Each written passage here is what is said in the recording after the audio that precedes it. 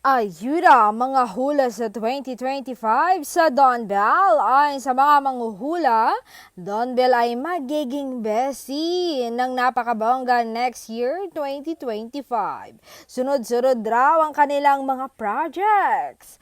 2024 pa lang ngayon pero planado na raw ang kanilang mga gagawin na malalaking proyekto. At kung sa relasyon naman daw nila Donnie at Belle ang pag-uusapan, ay wag daw tayong mag-alala mga Bubblies o Dondel fans dahil mas lumalalim pa daw ang pagmamahalan ng dalawa sa isa't isa.